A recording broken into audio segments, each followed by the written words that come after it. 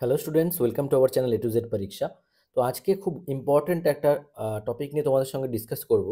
সেটা হচ্ছে তোমাদের মধ্যে অনেকেরই কোশ্চেন থাকে যে আমরা রিপোর্ট রাইটিংয়ের সময় কোন কোন জিনিসগুলো মাথায় রাখবো। ঠিক আছে, তোমরা এক্সামের সময় যে রিপোর্টটা লিখবে না, নিউজ পেপার রিপোর্ট হোক, editorial report, mainly news paper রিপোর্টটা আমি তোমাদের আজকে বলে দিই। মানে একটা ফরম্যাট, কোন ফরম্যাটে তোমরা লিখবে, কিভাবে কতটা ওয়ার্ড মেনটেন করবে, প্যারাগ্রাফ কি করবে কি করবে না, সব কিছু কিন্তু আমি এখানে ডিসকাস করব। ঠিক আছে, পুরো ভিডিওটা শুরু থেকে শেষ পর্যন্ত দেখো। যদি ভালো লাগে অবশ্যই লাইক করে দিও এবং চ্যানেলটাকে কিন্তু সাবস্ক্রাইব করতে ভুলো না।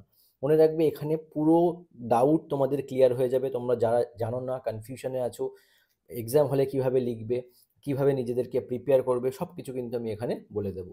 তো চলো শুরু করছি আজকের ভিডিওটা। পুরো ভিডিওটা দেখবে এবং ভালো লাগলে কিন্তু লাইক করতে ভুলবে না, এবং নতুন যারা আছো তোমরা কিন্তু অবশ্যই চ্যানেলটাকে সাবস্ক্রাইব করে নিও। ঠিক আছে, তো চলো চলে আসছি আজকের টপিকে। কি আমরা নিউজ পেপার রিপোর্ট বা report writing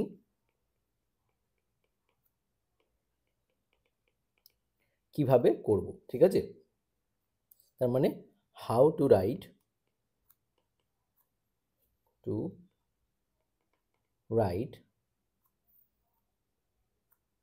report in exam. হলো, তো এই হচ্ছে কি আজকের টপিক।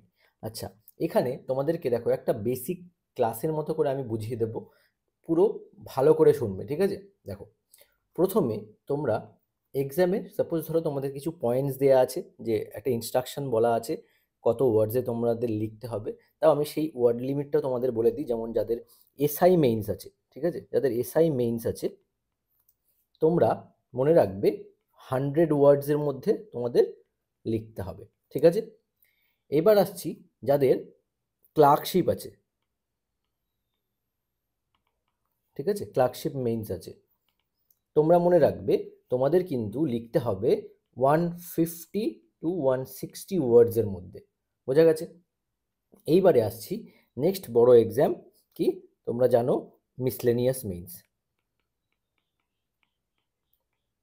মিসলেনিয়াস, তো মিসলেনিয়াস মেইনসে কিন্তু তোমাদের ডাইরেক্টলি বলে দেয়া থাকে, সেখানে তোমাদের লিখতে হবে 200 ওয়ার্ডসের মধ্যে। বোঝা গেছে?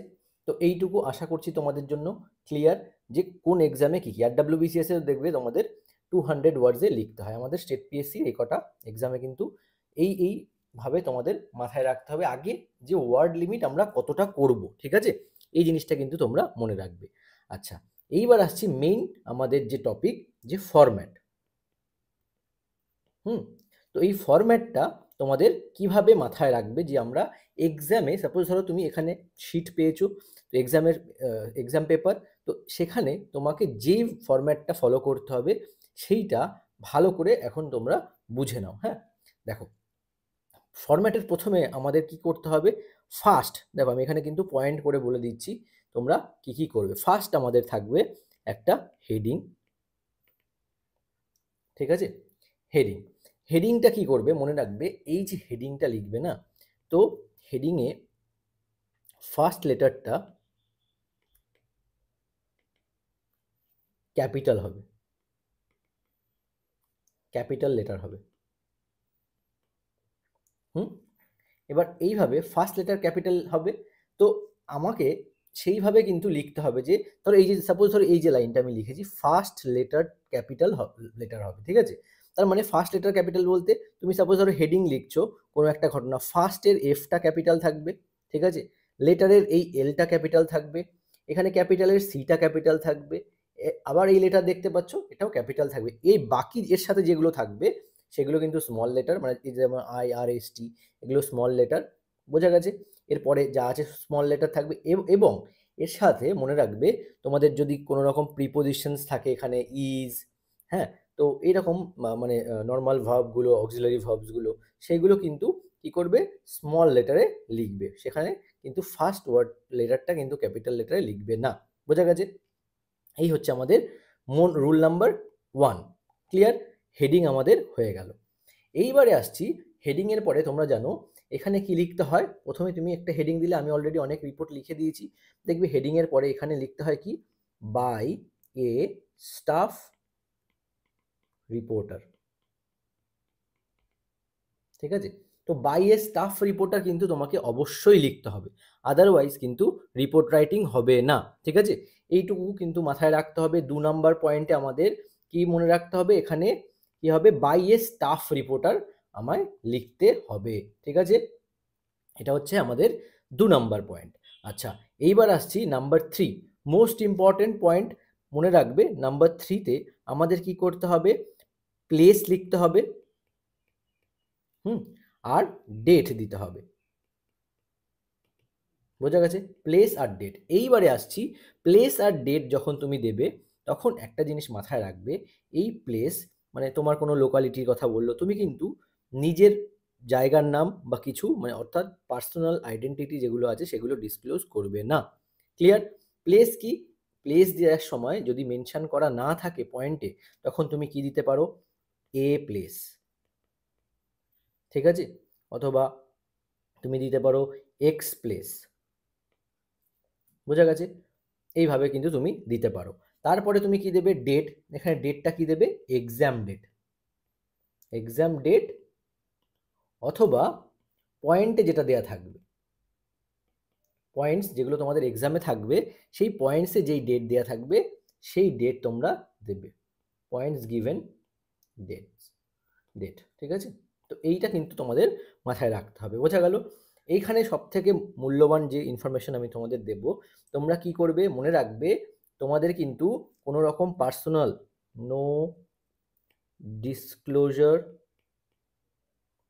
Of your personal identity. ঠিক আছে? এইটা কিন্তু নোট করে রাখবে যে তোমাদের কিন্তু পার্সোনাল আইডেন্টিটি ডিসক্লোজ করা যাবে না, কোনো এক্সামের ক্ষেত্রেই সেটা করতে নেই। বোঝা গেছে? আমাদের এটা হচ্ছে গিয়ে ফরম্যাট কিন্তু। হ্যাঁ, তো ফার্স্টে আমরা কি করলাম দেখো, ফার্স্টে আমাদের একটা সুন্দর হেডিং দিতে হবে। হেডিংটা বলে দিলাম কিভাবে কি কি করবে। যারা স্কিপ করে গেছো অবশ্যই কিন্তু আরেকবার করে শুনে নিও। 2 নম্বরে কি আছে, বাই এ স্টাফ রিপোর্টার, এটা লিখতে হবে। 3 নম্বরে প্লেস আর ডেট দিতে হবে। প্লেস কি করবে, প্লেসের সময় এ প্লেস, এক্স প্লেস, যা খুশি তুমি দিতে পারো। আচ্ছা, যদি পয়েন্টসে যা যা দেওয়া থাকবে সেই অনুযায়ী তোমাকে ফলো করতে হবে। ঠিক আছে? আর ডেটটা কি করবে, এক্সাম ডেট দেবে, মনে থাকবে এটা হবে এক্সাম ডেট।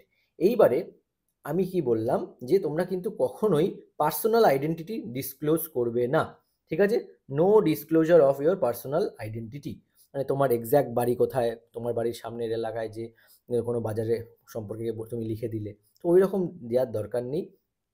সেগুলো না দেয়া উচিত, কারণ ওখানে বারণ করাই থাকে। এটা মেইনলি তোমার নিজস্ব কোনো রকম আইডেন্টিটি না দেওয়াটাই বেস্ট। ঠিক আছে? দিতে নেই। তো এই জিনিসগুলো কিন্তু এক্সামিনার লক্ষ্য করে যে তুমি ঠিকঠাকভাবে মেনটেন করছো কি করছো না। ঠিক আছে?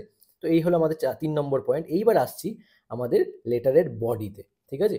এইবার আসছি কিসে, দেখো আমাদের এটা গেল 3 নম্বর। এবার আমরা আসছি 4 নম্বর পয়েন্টে, কি, বডি। তো বডি যখন লিখবে, এখানে মেন বডি বলতে এখানে আমাদের কি হয়, প্যারাগ্রাফ, কতগুলো প্যারাগ্রাফে করবে মনে রাখবে। 100 ওয়ার্ডসে যদি লিখতে হয় সেখানে সিঙ্গেল প্যারাগ্রাফ।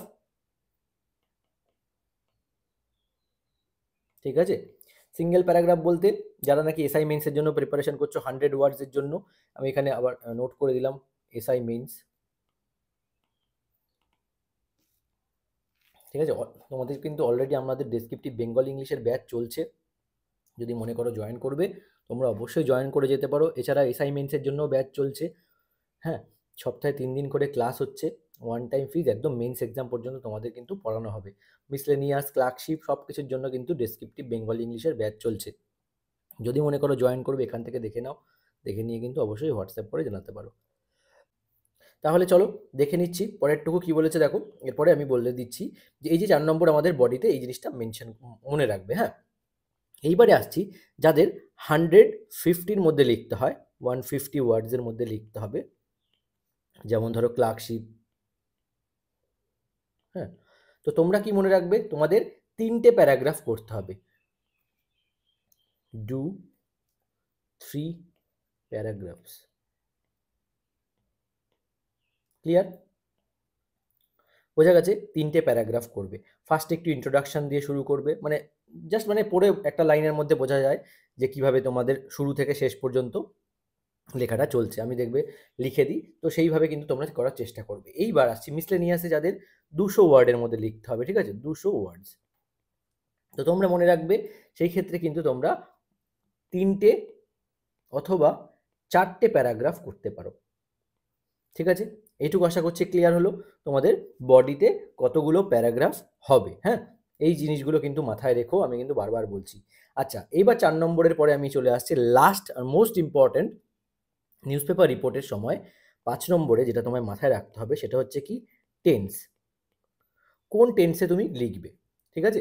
মনে রাখবে তোমাকে কিন্তু নিউজপেপার রিপোর্ট রাইটিংয়ের ক্ষেত্রে টেন্স যেটা ইউজ করতে হবে সেটা হলো পাস্ট ইনডেফিনিট